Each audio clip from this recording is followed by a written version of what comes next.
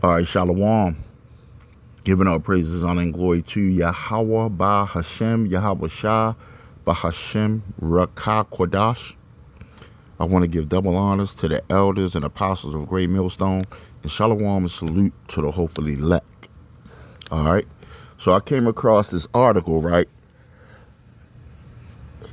I just found this, doing a little research, and I found this quite amazing how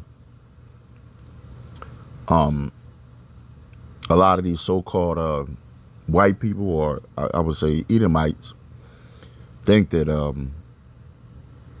racism is all over and it's at an all-time high now, as we can see. But what you people did in the past and what your forefathers did in the past, y'all have to pay for that. All right. So this is an article, I believe it's by Mark Ramirez, right? And these historical events, I dig a little deeper, and there's actual articles on these events, and we know through our parents, and so on, that these events happen. It's like the people in the society think that all this stuff is just going to be swept under the rug. No, it's a price you pay for everything. Here it is. You don't let, and I'm going to say this. America deserves the black people that they got, the niggas that they created. All right. Because when Jake was trying to get along with you damn devils, right? You spit in their face. You called them running the mills niggas. You treated them horrible. So you're going to pay for that. And the whole time you didn't even realize that we was the children of Israel. You thought we was just some black low lives, and you stole the land. I was reading another article about the Native Americans in Maryland. And you know what these devils did? In order to take the land, the British, they in order to steal the land from us, because I'm a Gadite, so-called Native American.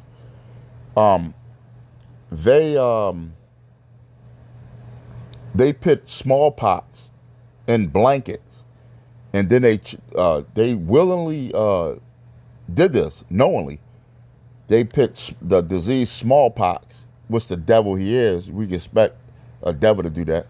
They put the disease smallpox in the blankets and traded it with the Native Americans who were helping them out, who were already helping them to survive when the British Edomites came over here. But that's what you get for help trusting in the devil. And then a lot of the Native Americans in the Marylands, the one in Delaware, because Delaware and Maryland that's the same land.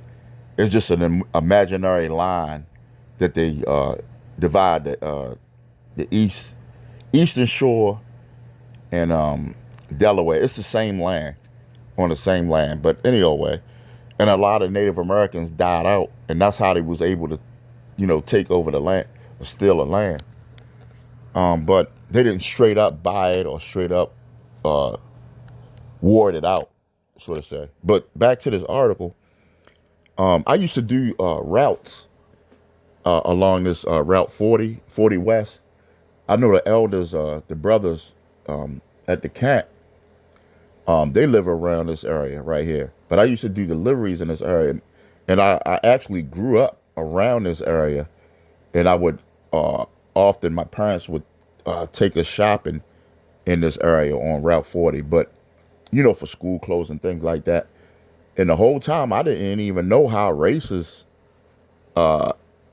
it was, because in my generation, it got a little bit, my parents' generation, it was like that, right? Because they was born in the 50s, early 50s. But their parents, my grandparents, and they experienced that, the hardcore races, the time where you couldn't even walk in the Double T diner, and brothers probably even went in that because For the sake of time, if brothers get a chance, read this article. It's about the 1961. It said the student helped initiate change, and you weren't able to go along a lot of these stores and restaurants on Route 40.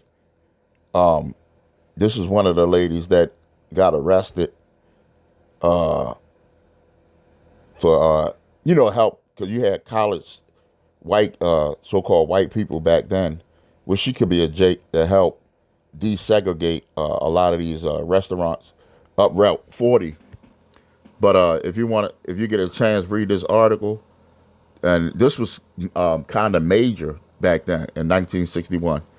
And I believe what kicked it off was, hold on, let me see. Well, let's go ahead and play it. I don't know if I would.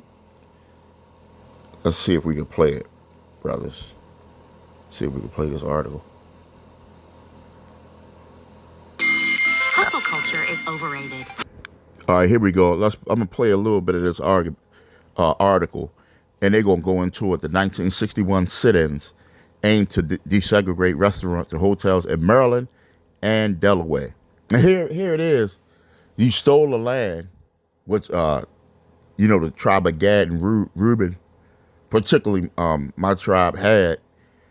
And then them same people that you stole the land from, you put them into captivity, took everything from them, and then when we out of slavery, you end up still treating them bad and treating them like pieces of shit because they ain't got no money. And when they do get money, their money ain't no good, or we don't want to serve these people. But you in the same land that you stole. The nerve of these devils, and it burns me up. Cause through the spirit, I know, cause it's a thing called reincarnation. All right, I know that a lot of these devils treated my my loved ones terrible, and even me in a past life, and I could see, or my brothers and sisters, meaning other Israelites. I feel the pain, I could picture this damn devil, because I was reading one part of the article, and that shit just pissed me off, bro. I think an ambassador. Let's just go ahead and play the video. Here it is. It's the part where an ambassador, she mistaked, because that's what one of the things that kicked it off too. An ambassador from Africa went into one of the stores off Route 40 and asked for a coffee. And the lady said, turned them away, like, we don't serve you, N-word. But then she found out it was an ambassador, and Kennedy got word, because Kennedy was president at the time. And they asked her, why did she do that? And she was like, oh, I thought he was just a regular old run-of-the-mills Negro. Where is it at? And that shit just pissed me off, man. And I can see them devils. Here it is. I'm gonna read right here. Then I pass it. That shit just pissed me off. Because people look down on regular people that have regular jobs. Let's read this. It says, then in June 1961, the ambassador, newly independent Chad, driving from the United Nations to his embassy in Washington, pulled off Route 40 at the Booney Bray Diner near Edgewood. I think I know what it's at. Maryland. He just wanted a cup of coffee, right? So you got this ambassador. He pulled up. They think, let's read on. It says, American blacks had endured Route 40 discrimination for years.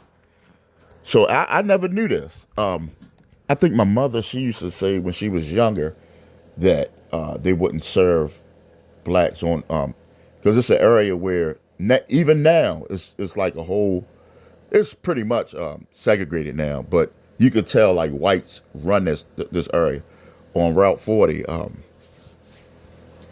So reading on, yeah. So Jake was discriminated on Route 40 for years. Where all the stores at? You got a strip on Route 40 with nothing but stores. You can ask the elders in Elder Karasabah. He knows about it, and other young brothers. They live close to this area. It says, but when Malik Soul was refused service, it became an international crisis. So it got back to Kennedy. So it says, when I asked for the coffee, the good woman said she could not serve me. Soul told reporters at the time, she said, that's the way it is here. I cannot say how I felt. I was astonished. I was angry. Okay. So it says the unnamed wife of the diner owner, Leroy Merritt, was unapologetic. So he was a racist. Listen to this. It says, he looked like just an ordinary run-of-the-mills nigger to me. So that's what they used to call Jake. Oh, he looked like a run-of-the-mill. You know the Jake that work at the warehouse, or they run-of-the-mills. You know, just a hard-working Jake. You know.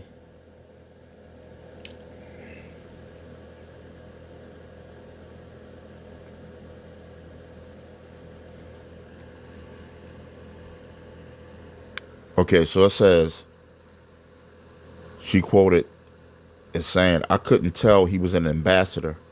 So it says, within weeks, diplomats from Niger, Cameroon, Togo were also kicked out of Route 40 restaurants. So these diplomats are going around. They didn't know that they were diplomats. They thought they were just regular Jake going into these stores. So it says, the foreign press questioned the United States purported commentary to the library in Nigeria. The Lagos Daily Times wrote, the United States forfeits its claim to world leadership. So here you go. You got the dictator right here, the ambassadors and stuff from Africa. So these Africans came over to the United States, and they actually saw how Jake was being treated, because they were being treated as regular Jake too. So that's why we tell you, man, it's bullshit. This the American dream and all that shit, man. And they was doing this back then in your face, but now they do it behind closed doors. When you don't get that job you tried to get, you wonder why. When you don't get that loan, that business loan or whatever, let's say your credit is good and somehow you didn't get that. Credit might be bad too. I'm not, but whatever. They practicing white supremacy. They still practice it, and it's larger than ever. But you think it went away? No, they just ain't doing it, right in front of your face anymore. But it's definitely practice. So it says, when these ambassadors start coming over, they found that the Americans had this rhetoric of freedom and equality, but they found a nation that did not live up to this rhetoric, said Renee Romano, an American history professor at Oberlin College in Ohio. So it says, in September, President John F. Kennedy telegrammed Maryland restaurants and civil leaders, pressuring them to desegregate. Not just for racial equality, he pleaded, but to help us beat the Soviets. So it was a political thing. So it says, Maryland restaurant owner resented the federal intrusion. Even if they personally opposed segregation, some said they had to consider their wallets. The white Southern truckers who frequently their counters would not sit alongside black people. So you got a real long history of, and I'm not going to read the rest. Let's play the video. Truckers, they racist in that industry as well. They're not too much up front, but it's always was racism in that trucking industry, and I'm in that trucking industry. So it was racism all throughout Route 40, and let's go ahead and play the video. Right? Is this okay? Is this the video? Hold on. All right, this is one of the videos.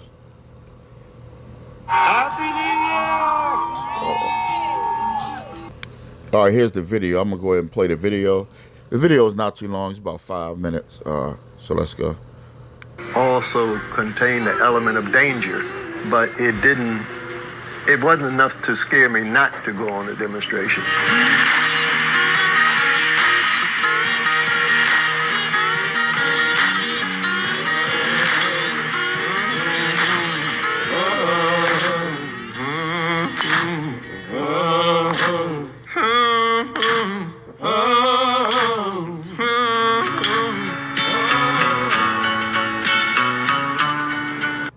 So I'm pretty sure I passed this Double T diner plenty of times, right? And I never knew that they had a history of this turning down Jake in the past. I mean, super duper racist. So this route, this is in West Baltimore County, right? And they was just racist as hell. I mean, it's always been a divided, segregated city in Baltimore. You still have that today, to this day. Let's go. I was very frustrated seeing a lot of discrimination, racism, and favoritism, and nepotism, and all of that. And at the time that I went to Dunbar High School, we had to accept the books from the other white schools that had pages torn out of them, had writings and graffiti in it. I remember when Brown versus Board of Education was handed down on requiring that schools not be segregated anymore. And I was watching the news and paying attention to what was going on. And I decided to join the civil rights movement. I became engrossed in the conversations and seeing the dedication of white, black, Jewish, and everyone was getting along, and I could see that they were all friends and had, really been through some things together because there was a bond between all of them. I've been sent to work with CORE. It was much easier for SNCC to pass the word that we're having a demonstration on Route 40 than it was for CORE, because then the students would come out. We would run off enough flyers, and we would start and visit every church, grocery store, beauty shop, barber shop, pool room. Anywhere there were people, they would take the flyers and try to get them involved in the demonstrations. There were a lot of segregated restaurants on the roads and in Baltimore and in Annapolis. And so a plan was made that on a single day, we'd have lots of people coming in who would go to lots of restaurants and sit in to try to, change their practices.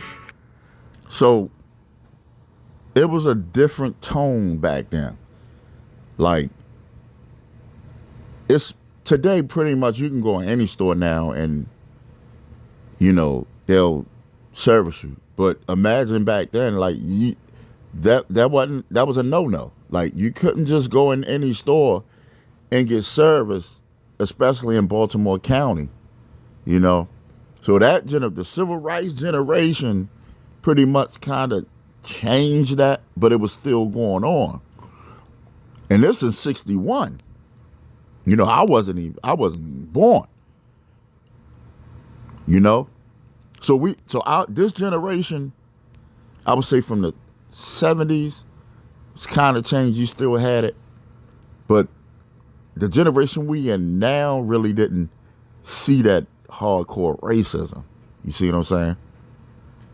That's behind closed doors. Like, these devils, they'll smile in your face and then do something behind closed doors.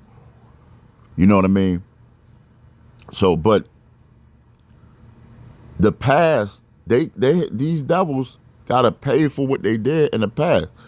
I just wanted to play that part. Hold on. This is Job 34:29. It says, when he giveth quietness, who then can make trouble? And when he hideth his face, who then can behold him? whether it be done against a nation or against a man only, you know.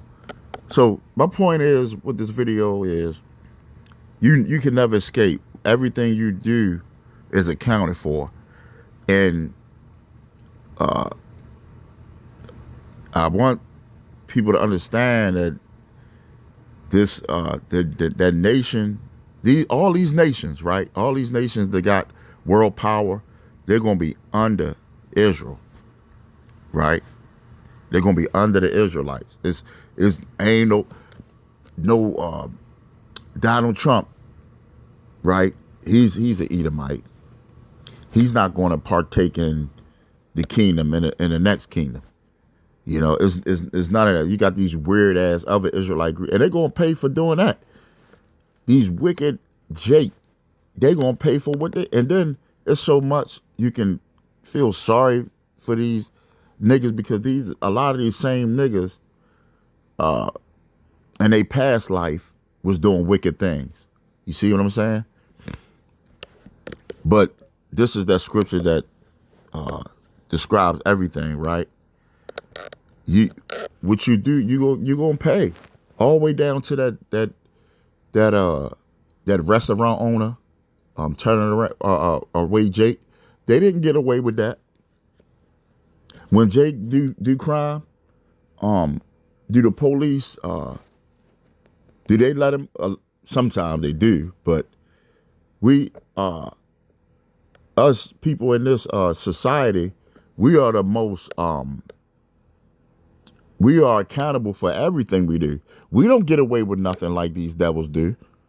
So you got these delusional right-wing people that think they victims, when the whole time you want to be a victim? All right, we're gonna show you how a victim get down.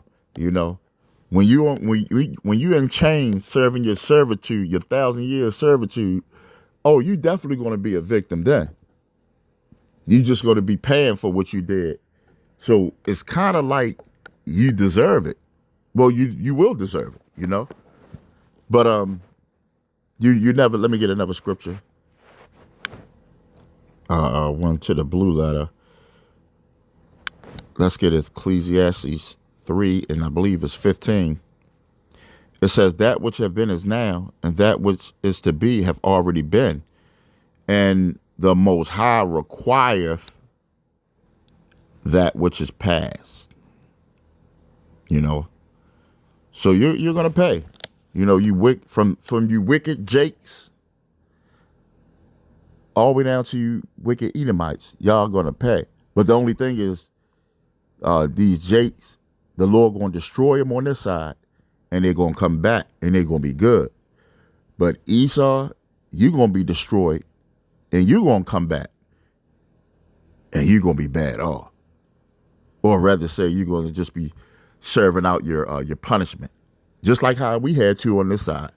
You had the Lord, me and a brother the other day was talking, we was like, the Lord is the most fair God, you can imagine, because he let these other nations enjoy their kingdom, and he allowed these other nations to have a part in whipping us up and destroying us. And I'm pretty sure they had fun. They had fun being over us. So guess what? Y'all better be ready when we are over you. Starting from you elites, you $1 trillion Rothschild, all the way down to the simplest two-time loser Edomite that has a regular job. You will pay. So till again, shalom.